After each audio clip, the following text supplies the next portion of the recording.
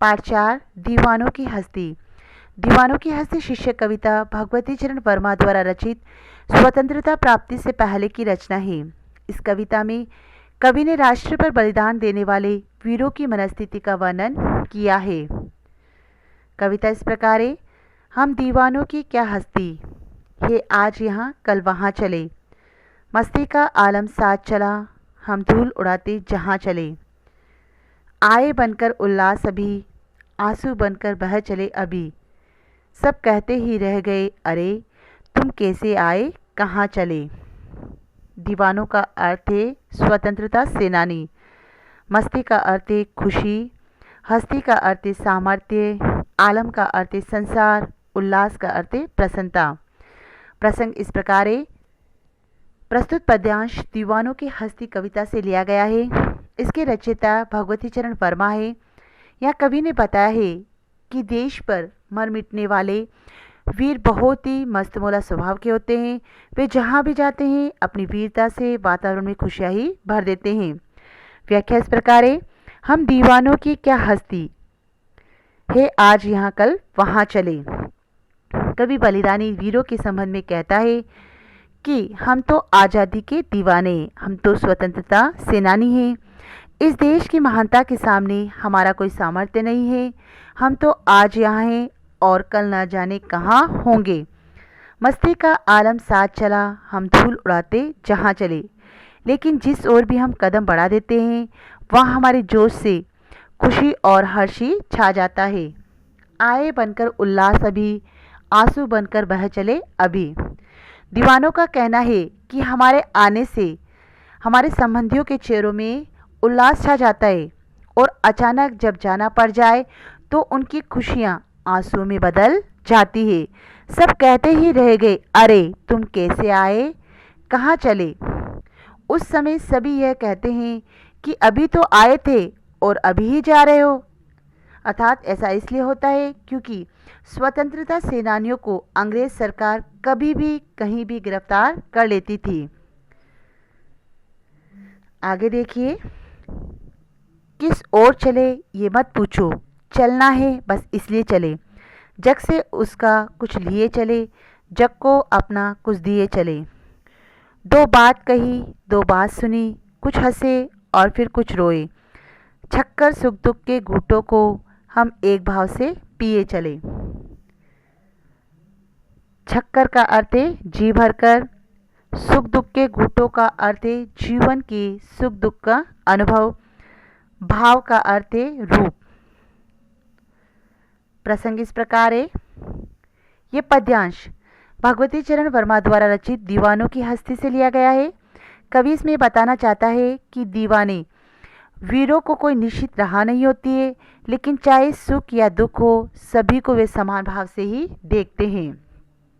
व्याख्या इस प्रकार है। किस ओर चले ये मत पूछो, चलना है बस इसलिए चले। कवि कहता है कि आज़ादी के रास्ते पर बढ़ने वालों के लिए कोई राह निश्चित नहीं होती है, कोई रास्ता निश्चित नहीं होता है। वे अपने लक्ष्य प्राप्ति हेतु किसी भी राह पर चल सकते हैं। जग से उसका कुछ लिए चले, जग को अपना कुछ दिए चले। वे इस संसार के लोगों को कुछ अपनी यादें देकर, उनकी भावनाएं लेकर आगे की ओर बढ़ते हैं। दो बात कही दो बात सुनी, कुछ हंसे और फिर कुछ रोए। कवि कहता है कि बलिदानी देशभक्त संसार के लोगों से मिलते हैं तो कुछ अपनी कहते हैं और कुछ दूसरों की सुनकर हंस और रो लेते हैं।